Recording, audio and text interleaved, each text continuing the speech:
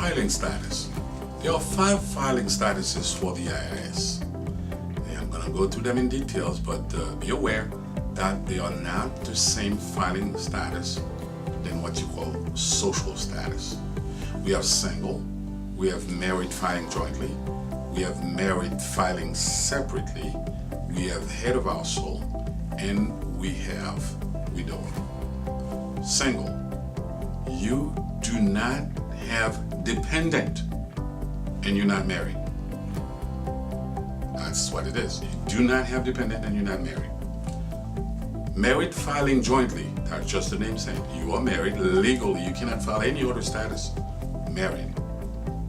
You can file with your spouse or you can file without your spouse. You cannot be married and file another status like a head of household. That's illegal. I see a gazillion of people doing that. This is illegal. You're married, you're filing married, either jointly or separately. Now listen to this. You marry Mr.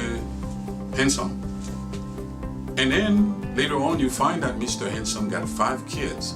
For them, he's paying child support. It's your choice to file married filing separately or filing with your spouse. You married Mrs. Beautiful, and Mrs. Beautiful just go to med school and got $250,000 in student loan. Are you going to be liable for that money?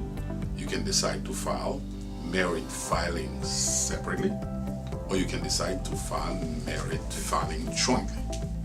Now, the 4th one is head of household. Head of household means that you have dependent. We already said the 5 conditions for you to, for somebody to be your dependent. You have dependents, somebody or an animal for which you're taking care. You provide a house. Okay, you provide a household for that person or that animal. That means that you head of household. Now, there's a little trick about the last one, which is a widower. A widower is somebody who's previously married. It may be that during the year, listen to this, 2016, in February 2016, the spouse died.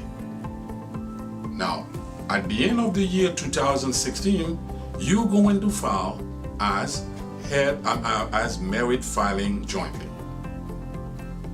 Now, the next year, 2017, for the entire year, you're also going to file married filing jointly.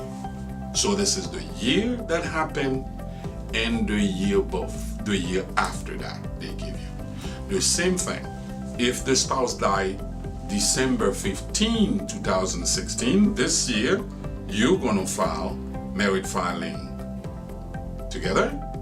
The next year, you're going to do the same. Afterward, you become a widower depending on your condition. If you get remarried, etc., etc. So those are the 5 statuses: single, married filing jointly, married filing separately, head of household, and widower.